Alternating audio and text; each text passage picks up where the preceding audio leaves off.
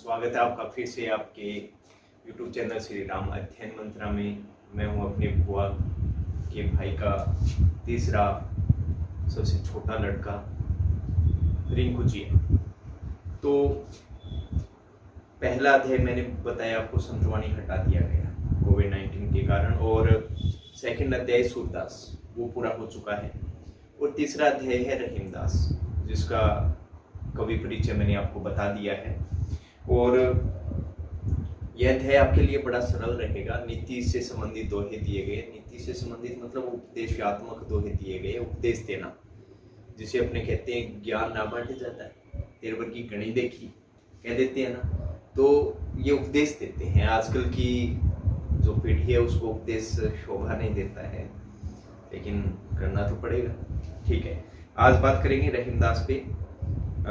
उनके दोहे हैं, तो सीधी सी बात है, विशेष भी इसमें अच्छे बनेंगे। दृष्टांत अलंकारों के, दृष्टांत मतलब उदाहरणों के द्वारा ये बातें सारी समझाई गई है, आपको उपदेश दिया गया है छोटी छोटी बातों का।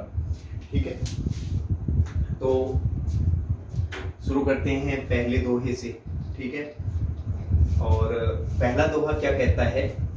रहीमन देखी बड़े न को, लघु न दीजिए डारी, जहां काम आवे सुई, कहा करे तलवारी। ठीक है, इसको समझ लेते हैं। सबसे पहले रहीमन रहीमदास जी के लिए आया है। देखी मतलब देख कर, बड़े मतलब बड़ों को का मतलब को जाएगा, लघु मतलब छोटे, नए का मतलब नहीं, दीजिए का मतलब देना, डारी मतलब छोड़ना या त्यागना लिख दीजिए।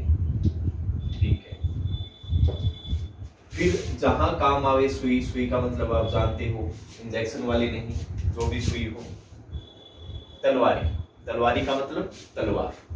ठीक है, अब पूरे का समझ लेते हैं अपने कि रहीमदास जी यहाँ कह रहे हैं कि कभी भी व्यक्ति को बड़ी वस्तुओं के साथ, मतलब बड़ी वस्तुएं मिल जाने पर या श्रेष्ठ पुरुषों से मित्रता हो जाने पर, दो बातें मैं आपको बता रहा हूँ। रहीमदास जी कह रहे हैं कि आपको बड़ी वस्तुएं मिल जाने पर या श्रेष्ठ जो व्यक्ति होते हैं उनसे मित्रता हो जाने पर लघु न दीजिए डाली, जो छोटी वस्तुएं हैं उनको अनुपयोगी मानते हुए छोड़ नहीं देना चाहिए, उसे छोड़ना नहीं चाहिए। या ऐसे कह सकते हैं कि श्रेष्ठ पुरुषों से मित्रता हो जाने से अपने साथ वाले जो छोटे अन्य व्यक्ति हैं उनका कभी भी त्याग नहीं करना चाहिए, क्योंकि वो कभी भी आपके कार्य आ सकते हैं। मैं उदाहरण के द्वारा आपको समझा दूं कि भाई एक नेता है, कोई विधायक है, उसको आप कह दो कि भाई साहब मैं तो बाहर गया हुआ हूँ, आज घर में कोई नहीं है, तो आप प्लीज चक्की से आटा मेरे घर पे रखते हुए तू बोटी दिए मन खरीद लियो के लाके डोलते रहो, ऐसे कह देगा सीधा ही।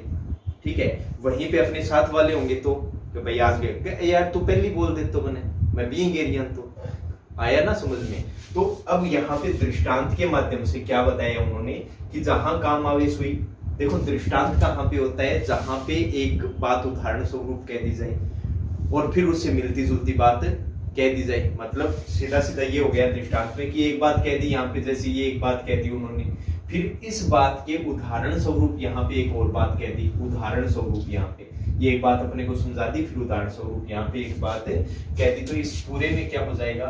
दृष्टांत अलंकार। कौन सा? दृष्टांत अलंकार। मैंने आपको बता दिया, जहां एक बात कह दे, जैसे यहाँ पे रहीमन देखी बड़े को, लघु न दीजिए डाली, एक बात कह दी। अब इसके उदाहरण स्वरूप देखो क्या बात कही है? जहां काम आवे सुई, कहा करे तलवारी। ठीक है, अब देखो, अब रहीमदास जी आगे क्या कह रहे हैं कि श्रेष्ठ पुरुषों से मित्रता हो जाने पर अपने से छोटे या अपने साथ वाले जो व्यक्ति हैं उनको अनुपयोगी मानते हुए, कार्यहीन मानते हुए उनका कभी त्याग नहीं करना चाहिए। क्यों? क्योंकि देखो जहां पर सुई का काम होता है वहां पे कभी भी तलवार काम में नहीं आ सकती। सुई का कार्य क्या? कस करना, बटन लगाना। तलवार ले लो, लगा लो, ये क्या कस लगा लियो, सिरो बलाई बना लियो। ठीक है, नहीं तो अब चलो ये हो गया। अब युद्ध के अंदर सुई काम आ सकती है क्या? नहीं आ सकती। अब सारे सैनिक इकट्ठा हो गए, सामने सैनिक खड़े, लेके आ गए सुई, देख मैं तुझे कहती हूँ। अब सुई लेके चले गए, अब वहां पे सैनिक जुट गए, क्या कर लोगे सुई? ज्यादा से ज्यादा यही कर सकते हो, दूसरा सैनिक मिला, ये ले, यही कर सकते हो ज्यादा से ज्यादा। ठीक है, तो ये हो गया। तो जहां पर सुई का कार्य होता है वहां पर कभी भी तलवार काम में नहीं आती। ये हो गया पहला। अब विशेष की बात करें तो रहीमदास जी के अध्याय से जहां से भी कुछ भी आ जाए तो विशेष में एक तो ये लिख देना है ब्रज भाषा का प्रयोग, ब्रज भाषा का प्रयोग नंबर 1। दूसरा दोहा छंद का प्रयोग, दोहा छंद का प्रयोग। देखो साथियों, दोहा छंद क्या होता है? दोहा छंद में 4 चरण होते हैं, मतलब 4 पंक्तियां होती है। 1 2 3 4, 1 2 3 4, 4 पंक्तियां होती है। देखो ये नंबर 1 है, ये नंबर 2 पंक्ति है, ये नंबर 3 पंक्ति है, ये नंबर 4 पंक्ति है। अब आपको ये देखना है इसमें सम विषम क्या है। देखो एक सम होता है, एक विषम होता है, विषम होता है, ठीक है। 3 सम होता है, विषम होता है, विषम होता है। जहां पर 1 और 3 विषम होते हैं वहां पर तो होती है 13 मात्राएं, और दोहा छंद की बात कर रहा हूं। और जहां पे सम होती है वहां पे होती है 11 मात्राएं। ये गिनना होता है, सिर्फ आपको वैसे ही समझा रहा हूं, आपको तो सिर्फ लिखना है दोहा छंद का प्रयोग। लेकिन दोहा क्या होता है मैं आपको बता देता हूं। 13 11 13 11 मात्राएं होती है। काउंट कर लेते हैं। देखो 1 2 3 4 5 6 7 8 9 10 11 12 13 मात्राएं हैं। देखो इसमें अपने को स्वरों का ध्यान रखना पड़ता है। जहां पे गुरु स्वर होते हैं, बड़े स्वर होते हैं, वहां पे तो 2 मात्राएं आती है। जहां पे छोटे स्वर होते हैं 1 मात्रा आती है, जैसे ए ई उ और री। ये 4 छोटे स्वर हैं जहां पे कितनी मात्रा आती है? 1 मात्रा आती है। और उससे ऊपर आ, बड़ी ई, बड़ा उ, ए ऐ ओ औ जहां पे आ जाए वहां पे 2 मात्राएं आती है। तो ऐसे करके आप बता सकते हो। यहाँ 13 मात्राएं हैं। देखो यहाँ ए आए है तो 1 मात्रा, यहाँ छोटा हुआ है तो 1 मात्रा 2, यहाँ ए आए है 3, यहाँ पे बड़ी आ गई तो 4 5, यहाँ पे छोटी ही आई है तो 1 7 हो गई। फिर ए आया है तो इसकी 2 मात्रा है 9, फिर यहाँ पे 8 हो गया, और फिर यहाँ पे 2 मात्रा आए हैं तो 10, और यहाँ छोटी है तो 11 मात्रा है, 13 11 ऐसे आप करके कर सकते हो। तो ब्रज भाषा का प्रयोग, दोहा छंद का प्रयोग, इसके अलावा आप लिख सकते हो देशात्मक शैली का, देशात्मक शैली का प्रयोग यहाँ पर किया गया है। इसके अलावा देखो यहाँ कै वर्ण की आवृत्ति से कौन सा हो गया? अनुप्रास अलंकार। कै वर्ण की आवृत्ति से अनुप्रास अलंकार हो गया है, ठीक है। अब इसके अलावा अब चलते हैं दूसरे पे। एके साधे सब सधे, सब साधे सब जाए, रहीमन मूल ही सींच गो, फूले फले अघाए। अब यहाँ पे देखो एके मतलब एक, साधे मतलब करने से, सब मतलब सब, सदे मतलब पूरा होता है। कि देखो एक कार्य पूरा करने पर सब कार्य क्या होता है? पूरा होता है। मतलब कहने का ये हो गया, अगर आप अपनी सारी शक्ति, अपना सारा अनुभव एक कार्य पे लगा देंगे तो वो आपका जरूर पूर्ण होगा। लेकिन आगे क्या कह रहे हैं? सब साधे, मतलब आप सब कार्य करने की, एक साथ जब सब कार्य करने की सोचेंगे तो आपके सब कार्य क्या हो जाएंगे? जाए, जाए मतलब चले जाएंगे, वो क्या हो जाएंगे? असफल हो जाएंगे, असफल हो जाएंगे। और सधे मतलब सफल हो जाएंगे, ठीक है। तो यहाँ पे रहीमदास जी क्या कह रहे हैं कि यदि आप अपनी पूरी शक्ति के साथ एक कार्य में लग जाते हैं तो वो आपका पूर्ण होता है, वो सफल होता है। लेकिन सब कार्यों को एक साथ करने पे वो सब क्या हो जाते हैं? असफल हो जाते हैं। अब उदाहरण स्वरूप, इस पंक्ति के उदाहरण स्वरूप क्या कहा है? रहीमन मूल ही सिंचिबो, मूल ही मतलब मूल, पौधे की जड़, क्या हो जाएगा? जड़, मूल जिसे कहते हैं। सिंचिबो, सिंचिबो मतलब सींचने पर। फूले फले, फलता फूलता है, फूले फले मतलब फलता फूलता है। अघाए मतलब पूर्ण इच्छा से, पूर्ण इच्छा से, या कह सकते हो पूरी तरह, पूरी तरह, ठीक है। अघाई मतलब पूर्ण इच्छा से, पूरी तरह, निर्बाध, बिना किसी बाधा के। अब इस पूरे को देख लेते हैं। रहीमदास जी कह रहे हैं कि एक कार्य को करने पर, एक समय में एक कार्य को करने पर वो सब कार्य पूर्ण होता है। अगर आप सब कार्यों को एक साथ करते हो तो वो सब कार्य क्या हो जाते हैं? सफल हो जाते हैं। जैसे अगर पौधे की जड़ को आप सींच देते हो तो भी वो पूर्णतः अपनी इच्छा से पूरी तरीके से वो क्या करता है, फलता फूलता है। आपको जरूरी नहीं है कि पत्तों पे पानी डालो, तने पे अलग पानी डालो, सिर्फ मूल में आप सींच दो, पूरा पौधा क्या हो जाएगा, हरा भरा हो जाएगा। दूसरी तरीके से रहीमदास ये भी कहते हैं कि एक ईश्वर का भजन करने पर आपकी भक्ति क्या होती है, सफल होती है। लेकिन जब आप उस ईश्वर को छोड़कर सभी ईश्वरों की क्या करते हो, भक्ति करते हो, तो उसमें आपको असफलता ही मिलती है। ठीक है, आगे फिर ये उदाहरण स्वरूप बात कहती है। ठीक है, अब यहाँ पे फूले फली, फूले फले में कौन सा अलंकार, फे वर्ण की आवृत्ति से अनुप्रास अलंकार। कौन सा, अनुप्रास। वही दृष्टांत अलंकार इसमें आ जाएगा, दृष्टांत अलंकार हो गया। ठीक है, इसके अलावा ठीक है, ये हो गया। अब वही आपको कर देना है, उपदेशात्मक शैली का प्रयोग किया गया है। ठीक है, दृष्टांत अलंकार आ गया, ब्रज भाषा का प्रयोग, दोहा छंद का प्रयोग, ये सब में आ जाएगा। ये दो चीजें कॉमन है, ये सब में आ जाएगी। दृष्टांत अलंकार दिया गया, उपदेशात्मक शैली आप बता सकते हो। अब चलते हैं तीसरी चीज पे। यहाँ पे आप कह सकते हो कि तीसरे दोहे के अंदर रहीमदास जी ने जो संगति होती है उसके बारे में बताया है कि संगति से कैसे असर पड़ता है। देखो, कदली का मतलब होता है केला, कदली का मतलब केला। सीप एक समुद्री जीव होता है, आप जानते हो, जिससे मोती उत्पन्न होता है। भुजंग, भुजंग का अर्थ क्या होता है, सांप। क्या होता है, सांप। नाग भी कह सकते हो, और नाग का स्त्रीलिंग नौगण। क्या होता है, नागण, सौंपण। ठीक है, मुख का मतलब मुख हो जाएगा। स्वाति, देखो ये एक नक्षत्र होता है, ये नक्षत्र होता है, ऐसा माना जाता है।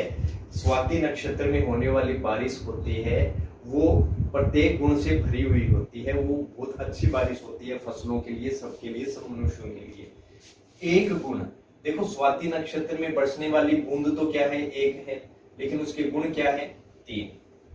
अब तीन गुण क्या क्या है वो अपने देख लेंगे।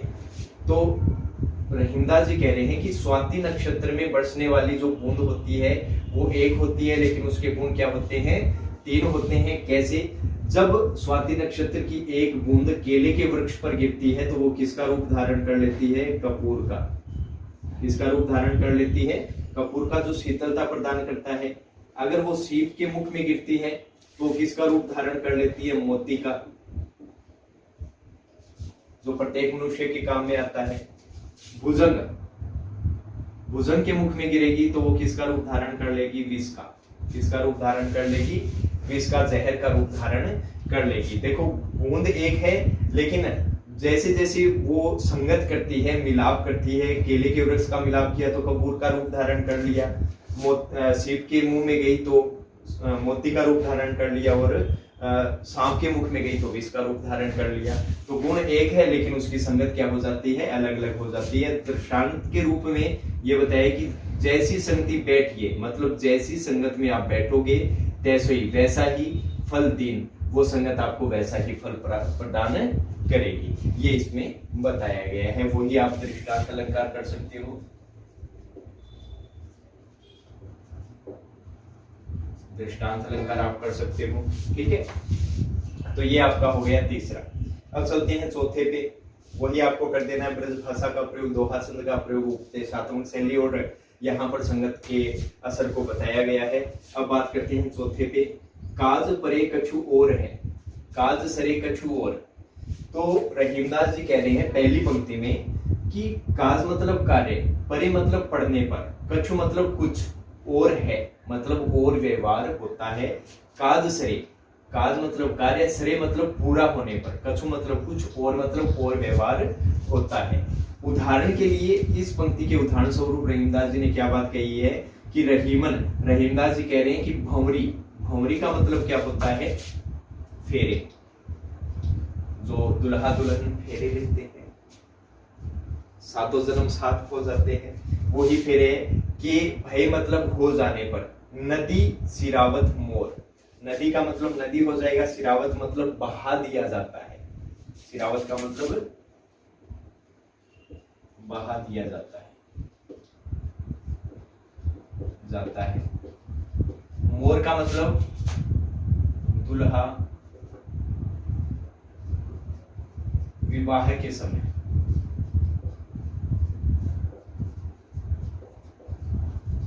धारण करता है, धारण करता है। मोर जो कलंगी होती है ना, वो सहरे, दुल्हे का सेहरा सुहाना लगता है, वही वाला है, वो धारण करता है।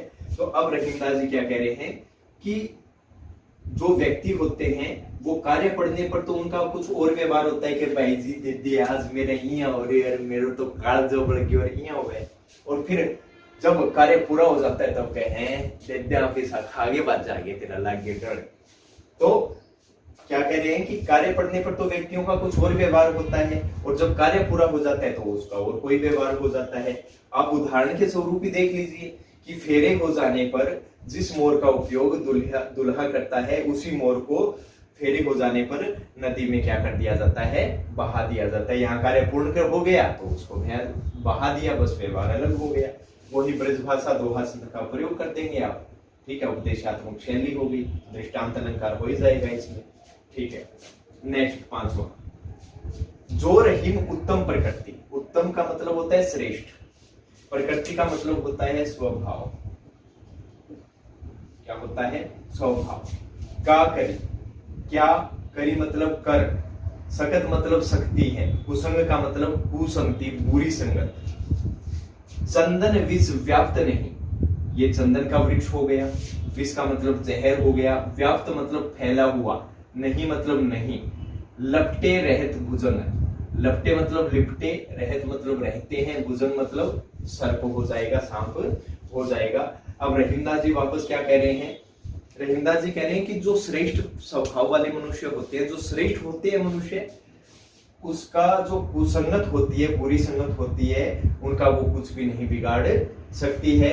जैसे उदाहरण के लिए, यदि चंदन के वृक्ष पे हमेशा क्या लिपटे रहते हैं, सांप लिपटे रहते हैं, फिर भी चंदन के वृक्ष में बिल्कुल भी जहर फैला हुआ नहीं रहता है। ये फिर से एक दृष्टांत अलंकार हो गया, वही आपको कर देना है, उपदेशात्मक शैली, नीति से संबंधित। और यहाँ पे श्रेष्ठता की बात कही है, और अगर कोई श्रेष्ठ मनुष्य हो तो कुसंगति उसका कुछ भी नहीं बिगाड़ सकती है।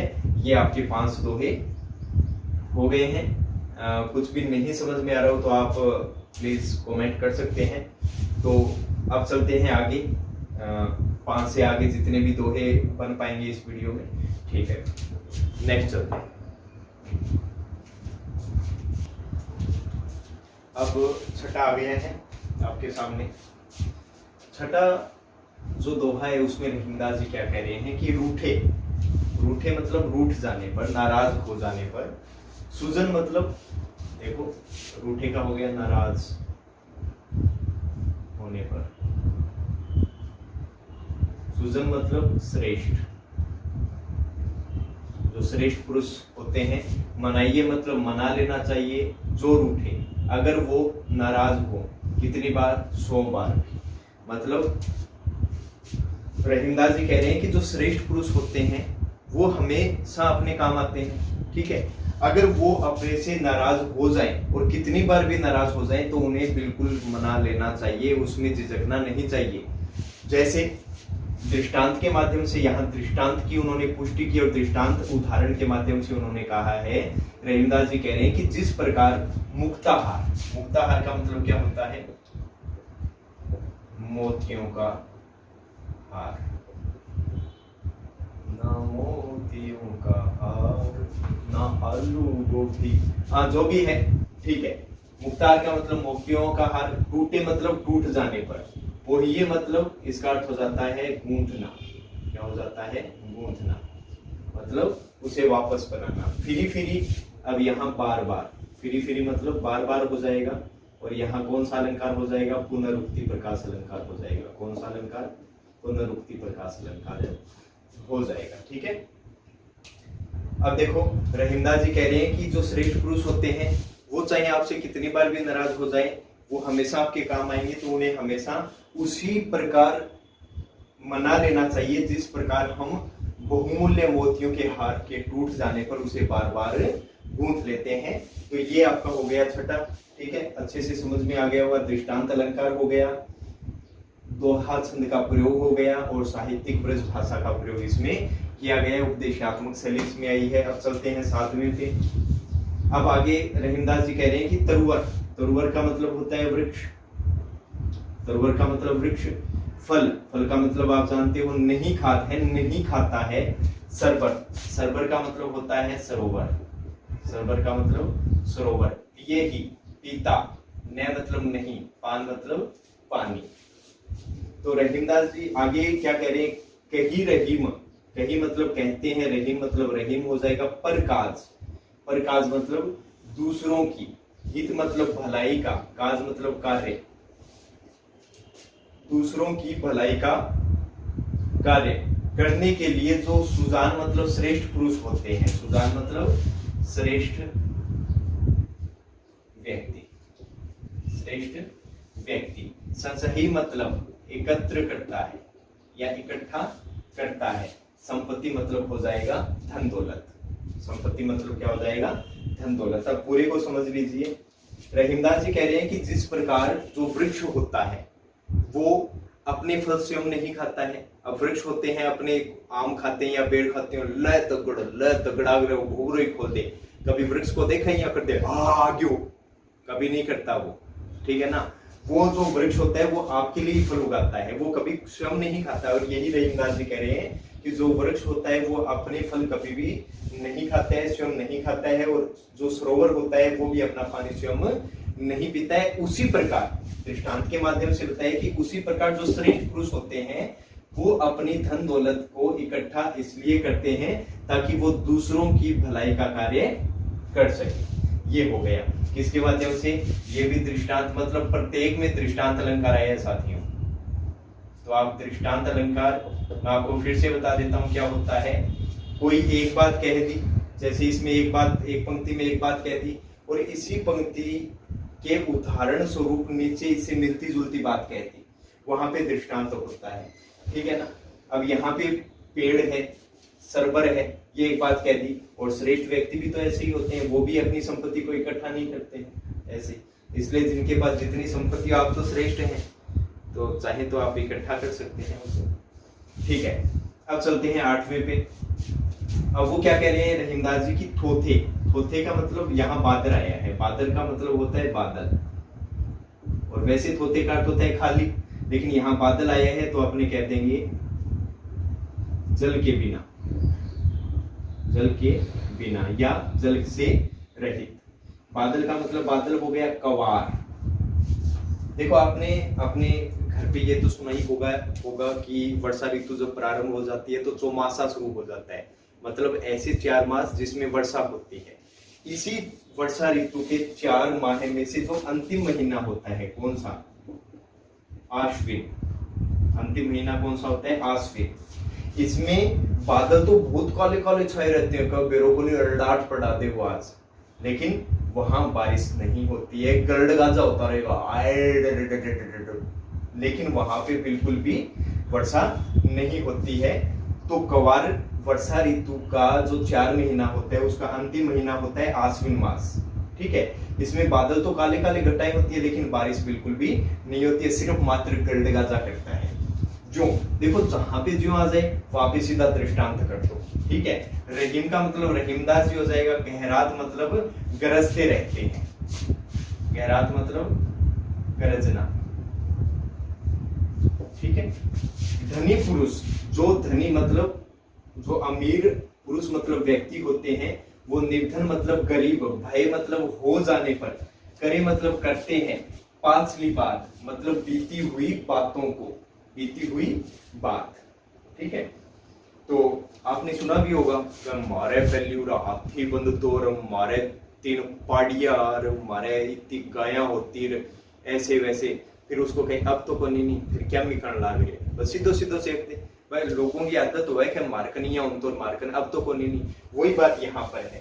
अब रहीमदास जी क्या कह रहे हैं, रहीमदास जी कह रहे हैं कि जो वर्षा ऋतु का अंतिम महीना होता है आश्विन मास, उसमें जो बादल होते हैं वो क्या होते हैं, जल के बिना होते हैं, वो सिर्फ क्या करते रहते हैं, गरजते रहते हैं। उसी प्रकार जो अमीर व्यक्ति होते हैं, धनी व्यक्ति होते हैं, वो जब निर्धन हो जाते हैं तो वो पिछली बातें ही करते रहते हैं, मात्र गरजते रहते हैं, होना उनसे कुछ भी नहीं है, वो बात यहाँ पर कही है, वो ही दृष्टांत अलंकार हो जाएगा।